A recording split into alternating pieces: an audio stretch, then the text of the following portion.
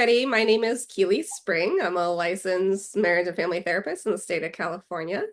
And today I have with me Tim. Tim and I met recently at a conference, and he has a interesting niche that I thought people would be curious to learn more about. So without further ado, I'd love to introduce Tim. Tim, if you could tell the audience who you are, what your niche is, where you're located, kind of the basics. Okay, I'm Tim Leonard, and I'm also a licensed marriage and family therapist, and I work out of Upland, California. And um, I I work with a lot of domestic violence, um, court order domestic violence. So they're usually with me for 52 weeks. Also anger management, um, and co we call it they call it child battery, but it's parenting classes, and it's also uh, court ordered. And then I do a lot of couples work with that, so that kind of goes with that together. Um, so that's kind of my niche. I'm looking to reduce my load in the domestic violence realm, um, because at one time I was doing 9 classes a week, and that was a little overpowering. Wow. So yeah. Yeah. And for those, watching, could you explain, you mentioned the 52 weeks. Mhm. As somebody who's a clinician myself, I get what you're talking about, but for people that may not know, what that is, what that. Yeah, so these are people who have been found guilty in the court of law of domestic violence, either as a felony or a misdemeanor, and they're required to attend at least 52 weeks of court mandated uh, domestic violence. And usually it's coupled with, if there were kids present, then they actually add in the parenting issue. And then also a lot of them have to do anger management as well, because that's one of the leads into, so they might have to do all three. And it's all court order. And they're with me for 52 weeks for each of those. Um, and if I had the same person in all three things, I'd be seeing them for 6 hours in a week. My classes are 2 hours at a time. And so it's quite a commitment, and it's meant to be that way. And the reality is that if it's domestic violence, that a year is the pretty much the minimum length of time that you can make positive changes in somebody who has that kind of dynamic going on in their relationships, because the it takes time to process that what you've been acting on in the relationship is negative and damaging to people, and then they have to process how to make those changes in their life so they're no longer going to behave that way. And so actually a year is considered the minimum amount of time to really make those changes in your life. And I've had people spend as much as 5 years in these courses because they didn't learn very well the first time. And I've had a number of people who have been in my groups at least more than once, if not my groups, in another group like it, in another whole year. So the recidivism rate for domestic violence is pretty high, because people don't learn it that easily, because it's a pattern of behavior that they're largely been exposed to as children, and so you have to unlearn those patterns, and that takes time to do. You have to reassess how you see relationships, how you see the opposite gender. I do male and female groups, um, and most offenders start off as victims first. They're victims of domestic violence, and they either act out from being the victim to being a perpetrator, or they grew up in a household where they saw this happening and they just continue the same pattern. So it's multi-generational. And I've had people in my group that say, well, I can call my family, this is how everybody's treated everybody 4 or 5 generations back, that they've seen and heard stories about how their uh, great grandparents treated each other too. So there's often a lot of stories revolving around it as well. Yeah. So I'm trying to break that cycle. Mhm. Yeah, it really is a cycle. I've worked on the opposite side. Like I've when I was getting my training, I did some work at domestic violence, different centers and things like that from the other side. But the work that you're talking about really is about, diving into these patterns. And sometimes, I would love your thoughts on this, Tim. Because I did parenting classes when I was getting my hours, right? And they were court-ordered parenting classes for a lot of people and co-parenting classes. And um, do you find it's harder when somebody is court-ordered versus, do you ever have people come to you just to work on these issues proactively, or is it, Yeah, I do. Um, that they recognize that they're not happy with how the relationship's going or how um, they've gotten, they recognize they've hurt their partner and they don't like that feeling. And I've had people come into me for those reasons. Um, Domestic violence is really pretty pervasive in our society. And just that a lot of people aren't sent to a 52-week course to help them correct it. Hasn't risen to that level, or nobody's got involved in that family cycle, so they haven't gotten the intervention that they probably should have sometimes. And it crosses all socioeconomic levels. I've had people that were multi millionaires, probably billionaires in my groups from their family wealth, and I've had people that are homeless. So it crosses all socioeconomic barriers. There's no realm of our society this hasn't been a part of. Um, and I've had people who could afford top tier lawyers to help reduce their sentence and get this done as quickly as they could. And I've had people that even a public defender was unwilling to touch, Mhm. kind of thing. So yeah, it runs the gamut, Mhm. and it is pretty pervasive in our society. And unfortunately, there are some elements in our culture who have not helped in stopping it. Like churches frequently encourage it Oh, really? blindly, yeah, because the idea that a man should be in charge of the house and the woman should be subservient and quiet. Those kinds of thoughts kind of feed into this domestic violence too. And so religion, and then um, cultural things that speak to domestic violence too. Like one of the most popular our Netflix shows was You. That was a stalker, Yeah. Yeah. and we glorify that. We think that's normal, and we create films that kind of highlight and make this seem like a normal thing. And so we don't. And I look at old films too, like The Quiet Man with John Wayne, and yet you look at that relationship, it was abusive. How he was expecting her to do what he expected, and those kinds of things. And that was considered a romantic film at the time. That was a romantic film by John Wayne. And yet, when you look at it through the lens of a therapist, in today's eyes, we're going, "That's pretty abusive." Yeah. It's to your point, it's much more pervasive than we think. And I actually, funny that you mentioned up the you. I saw recently a interview with Penn Bagley, the guy that plays the stalker, sociopath, psychopath, really. He's killing people.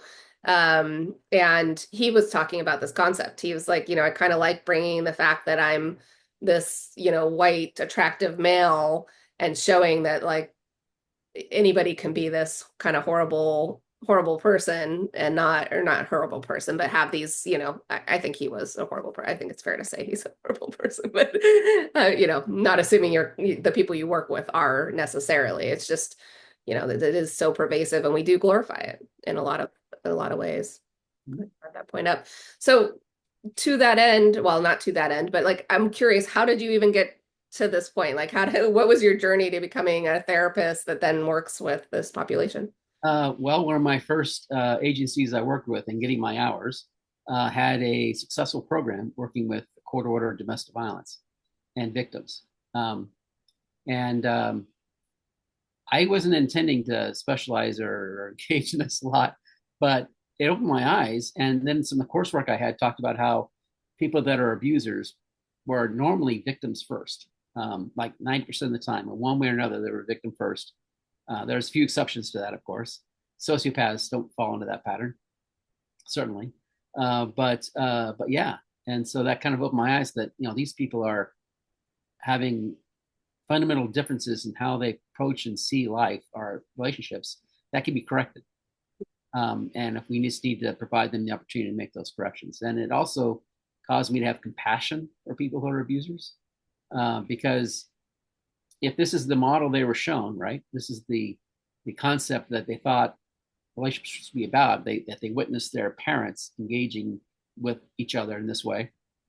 Then really, how would you not engage as an abuser later in life? I mean, that's your pattern. That's your the model of what relationships are supposed to be like. So how are you supposed to counter that? Yeah. So when you did start your journey, what were you planning kind of to do with the clinical Well, work? I worked as a school teacher before, and I was worked with adolescents and junior high and high school were my jam, and they didn't want to work with little kids, and although I did, but I witnessed a lot of angry adolescents. Like there's a lack of angry adolescents in the world. There's certainly not, and we create them all the time. So I thought that'd be a ready population that I would be servicing, and through my practice. But I haven't had that many angry adolescents. But I've had a lot of angry adults, and angry adults can't always identify why they're angry because they've held this anger so long that you really have to. They might not even recognize they are angry because they've held this. This is just who they are. And with adolescents, though, they know why they're angry because they haven't had a hold of that long, so they can tell you exactly why they're angry. So that's why I wanted to work with them because I found them pretty easy. And I'm not afraid of people being angry in my office, which is why couples aren't a problem for me. Mm-hmm. And because I know a lot of people will get freaked out when one one partner starts yelling at the other, or vice versa, or one walks out, and I'm thinking, oh, okay, well that showed me something. I can work with that. But other people going, and that's that's frightening. No, I think that's good because they showed me what the dynamic is, and I can then correct it or help them correct it. I can't correct anything, but help them fix those things. Um, so I'm always happy when they actually show what the dynamic is in the space I'm in. Mm-hmm. Um, I'm never afraid of that because then I know what to work with. Mm-hmm. Mm-hmm. But a lot of people find that frightening, and I don't know. I just don't. Yeah. Yeah. I mean, it's wonderful that, I think conflict, I think in our society in general is this kind of, we clinicians are supposed to be working with it all the time, but, from what, you're saying, I agree with you. There's like, oh gosh. Yeah, I was really surprised to hear that in our profession that a lot of therapists do not like working with couples, and it's like that's actually in our title of our job. And they don't like work with couples, and I'm thinking, Yeah. why? You want to keep them all separate? I mean, how's that going to work for you? Well, But yeah, because we're in relationships with people, right? I mean, yeah, I see couples as well, and sometimes it's like, the couple work is definitely aided by individual work, yeah, but definitely. I there's a usually see my dynamic. couples. I used to see them individually as well.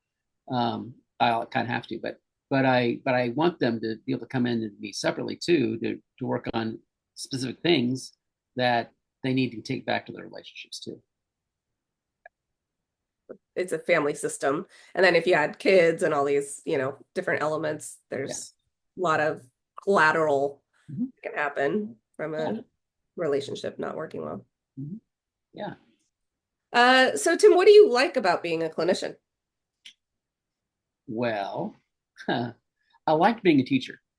Mm, I really, I, I was told that I was really good at it, and but I didn't like the politics of teaching. That was a problem for me, and so being a therapist gives me the opportunity to be a teacher, but not have to deal with any of that other stuff. Being told, well, I can't do something because that's just not how we do it, you know, kind of thing. Now I get to decide how I'm going to do it. mhm.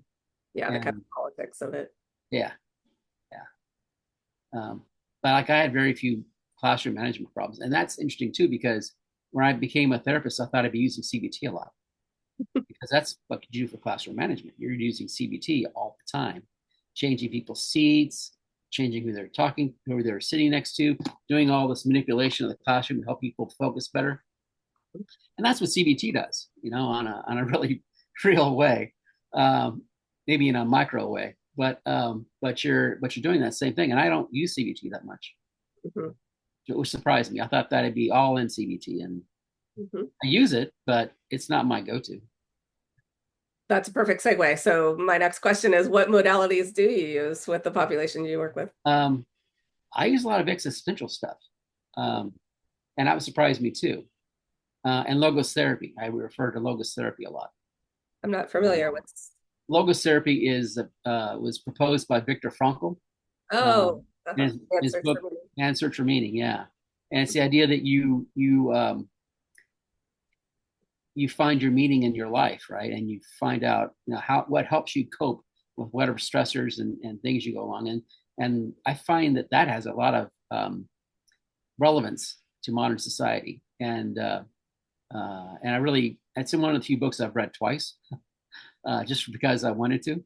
Um, and I recommend that book a lot to my clients because they're looking for some clarity in what it is they want out of life, or that they are looking to uh, recreate their lives because they've had a past relationship that fell apart, and there was damage done there, and they want to recoup who they are. Um, and for domestic violence victims in particular, that's really a good material for them. I tell them this is not an easy read. I mean, this is a guy that's telling you about his Holocaust experience in the first half, and the second half he's telling you, explaining to you why he survived that experience. And so for that, it has a lot of relevance to people's lives. Yeah, yeah, it's a powerful book. I read it, uh, gosh, a while back now, but it's definitely left a mark. I actually read it before I started looking into therapy as a job. Can't remember why I read it, but yeah, came up on my list of books to read. Okay, so what would a typical session look like? Is it organic, kind of like what's coming up for the people in the moment, or Often it is. If I'm doing domestic violence, it's not quite that organic. That's very structured. Um, I have a check-in with them, and then we have the check-in can take 15 minutes. I usually have between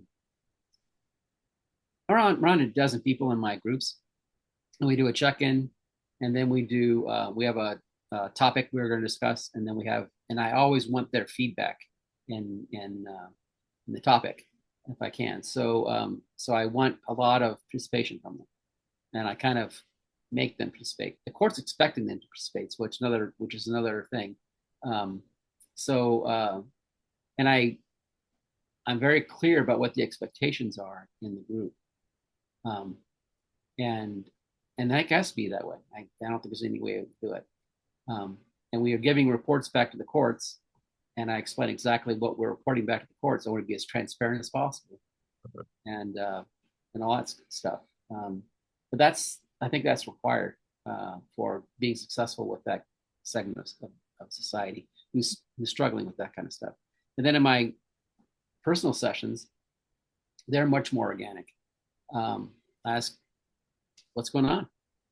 And sometimes that's all they need, and they go, they just go. Other times they'll bring up something that needs to be addressed, and they're looking for some uh, direction for it, or feedback or something like that, and I'll provide that to them, kind of a touchstone or a reality check, and just whatever they're struggling with. Um, Usual things like anxiety, depression uh, are fixtures too, and a few other things along the way. um, are there things, I don't, it sounds like you've had quite the career, but are there things that still surprise you about therapy? Yeah, I had a 6-year-old in my office, And I never had this happen before. She came in, she sat down, and she's 6. She's just finishing kindergarten. And she talked the entire time. I've had adults do that, where they come in, they sit down, and they talk at me the entire time. I've never had a 6-year-old do that. Mhm. Mhm. That was different. Yeah, for sure. For sure. So, Yeah. Always surprising when you're like, and she knew everybody in her classroom, everybody's name. mhm. And I thought, wow, that's impressive too. She has a really good memory. Uh-huh. Yeah, she just needed an outlet to listen and hear. Yeah. And her mom explained to me that she talks all the time. I thought, okay, it's apparent. Checks out. All right. Is there anything that you wish people knew or understood about therapy? Um, it's gotten a lot better. There's not nearly the stigma it used to have, um, about, if you're weak or that there's something really wrong with you if you're going to therapy. So that's been good. I think more people are accessing therapy than ever before, and they're not looking at it with those kind of weird dementia things. It's not frightening. Shouldn't be. Um, I think the thing I still get is occasionally somebody's afraid that I'm going to judge them. Hmm. Um, and I guess that's really relevant in my DV and parenting classes. Um, A lot of shame. yeah, but that's really not where I'm coming from. There's my perspective is that anybody could be in this position where they could be determined to be an abuser in our society, um, and I am not an exception in that. I mean, um, somebody could claim that I looked at them wrong or did something wrong, and that I was being abusive. It might be difficult to stick, but they can make the claim, right? Sure. Um, and um, we're all struggling to make ourselves better in our lives, hopefully, and struggling to be better human beings. And that's really where I want us all to work at. It's just to be better human beings. Mhm. Um, and that's it. No judgment, just striving to be better. Yeah. I don't know about you, but I think the judgment piece too, the longer I do this, the more I feel like I've heard so like it's rare that I hear something that I haven't heard. I mean, it might be a little nuance or different context or but you start to see humans just as humans and not, with all these layers of judgments that we carry in our lives. It's one of the beautiful things about being a clinician is you really kind of check your judgment of others at the door. And Yeah, yeah.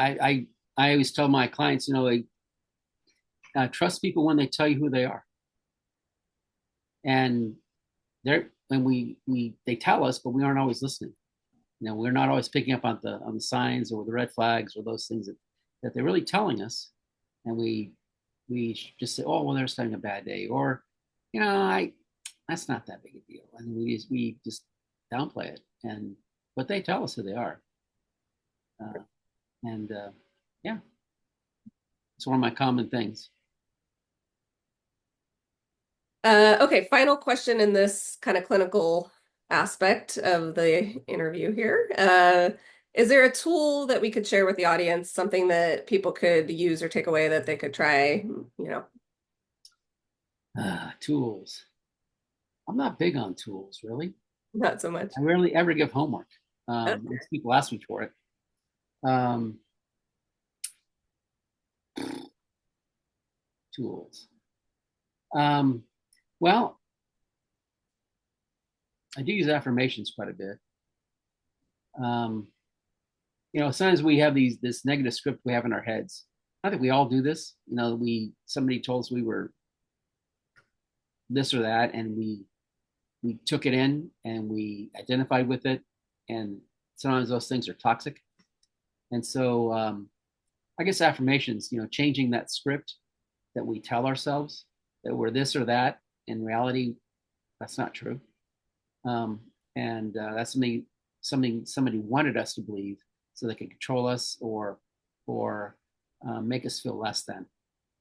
And you don't need to take that on. It doesn't have to be part of who you are.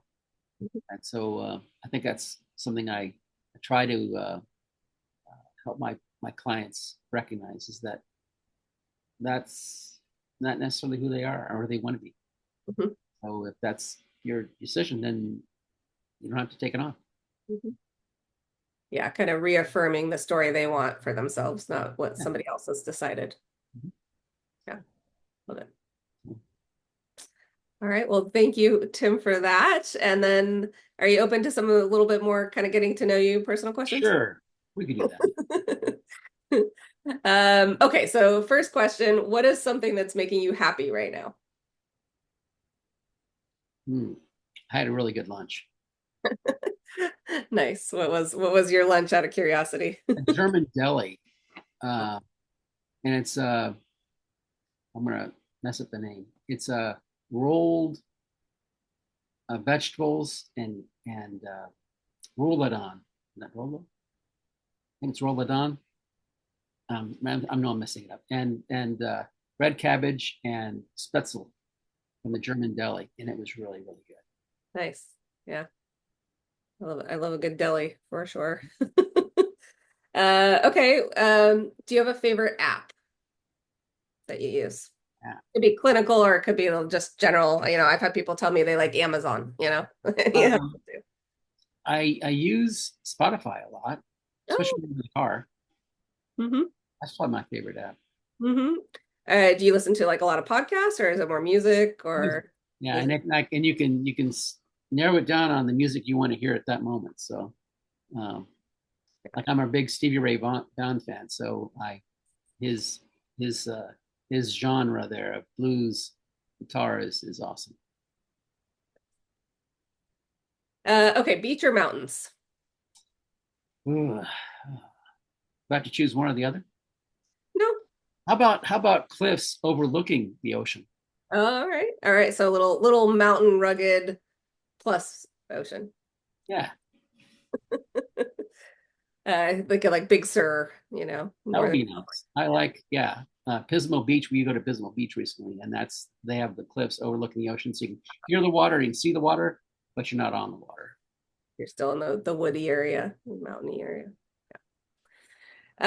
Okay, what is one thing that movies never get right? Oh, they get so many things wrong. That's true. Um, what do they get right?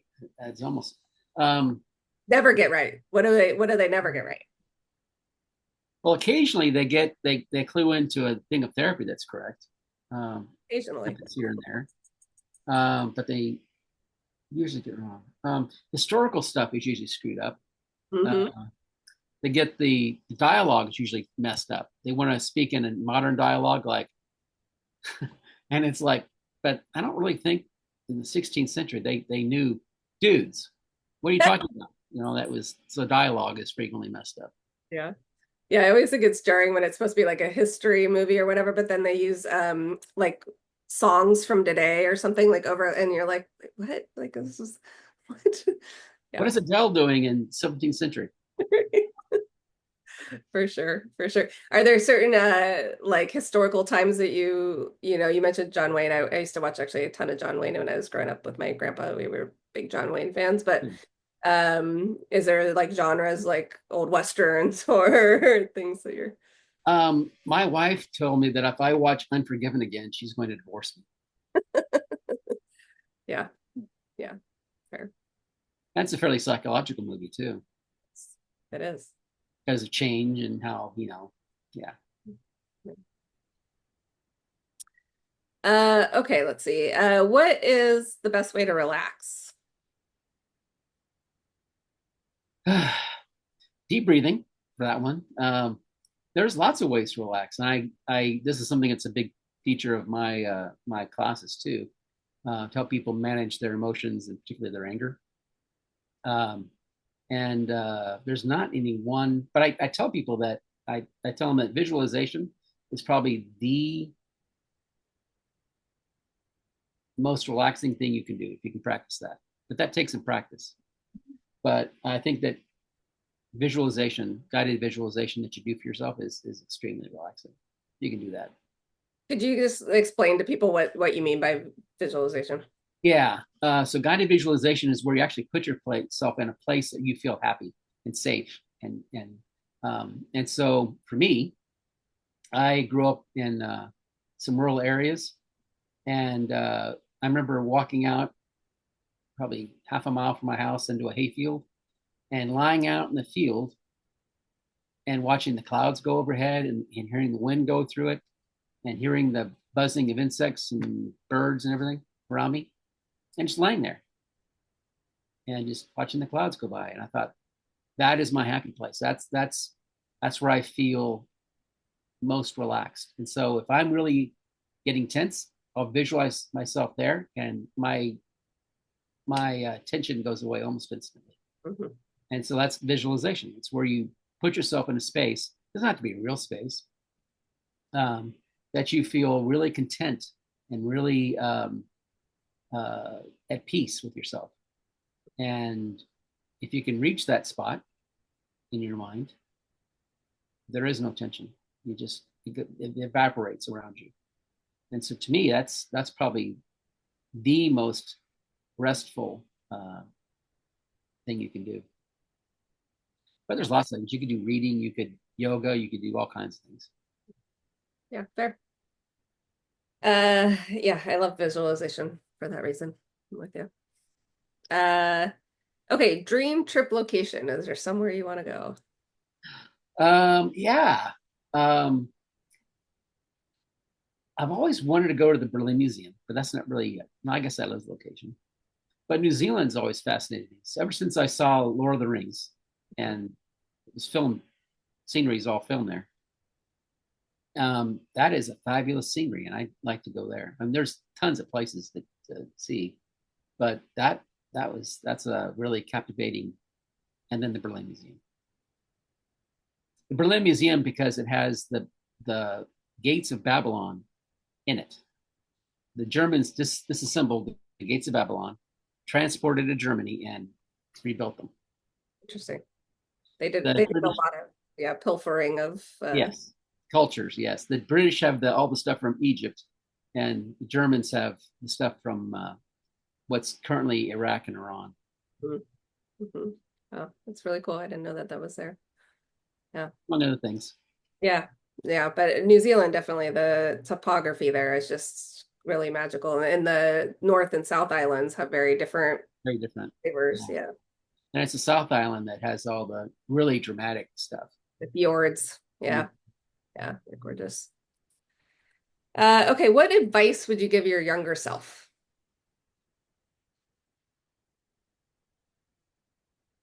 Trust yourself more. Um, you know, I trust myself more. That I did have a better idea of who I was and what I was about than I gave myself credit for. That's And self-doubt when we're younger. yeah. Okay. Of the four seasons, which one is the best? Wow. Well, I live in Southern California. Really have one season. I know. Um, I've lived in places with four seasons, although the winter season is always pretty brief. Um, I think spring or fall because you get that mixture when you're moving between one to the other. Hmm. I'm not sure which one's better, Mhm. but Yeah. I like the changing that they represent, Mhm. and they're not really because they're like a transitional season because you're always moving from summer to winter, right? And so those are the shoulder seasons or the transition seasons. I think they're actually better for Mhm. that reason. Yeah. Yeah. Okay, we've got three more questions here. First one, what would be the worst superhero power to have? One that sometimes therapists have too much of, and that's empathy. If you were super empathic, you'd be a He'd be a wreck all the time. That'd be horrible. Be crying and sad and all that stuff all the time. That'd be horrible. Yeah. Yeah, it'd be super overwhelming for sure. Yeah. Okay, what's an animal that resonates for you? You feel connected. Uh, oh, I should know this. I like wolves. Um, I just heard that gray wolves are actually back in California and the we're gonna go camping in Shasta or whatever. My husband was saying like there's they've now been gray. introducing them. Yeah, yeah. Yeah. Because they're important to the ecosystem. Yep. Um, wolves, and there's something else though. I'll stick with wolves. Sure. Yeah. Is there a reason that you like wolves? Well, contrary to popular mythology, they are very social, Mhm. and they will not leave a member of their pack. Um, and they they work together. They really work really well together because if like they're not afraid to take on anything. If their pack's big enough, they'll take down anything that's moving on the earth. And even bears are afraid of wolves. Um, so and so I think that the idea that you're smart and proficient and capable and fearless are good traits to have, and wolves have those. Yeah. Yeah. Fair enough. All right, final question. When you look back at your life, what do you hope you'll be able to say about it? Hmm. I lived well. That I didn't let my fears override my abilities to do things. Um, that I loved well. I guess that's it. Thank you. So, Tim, you are officially seen.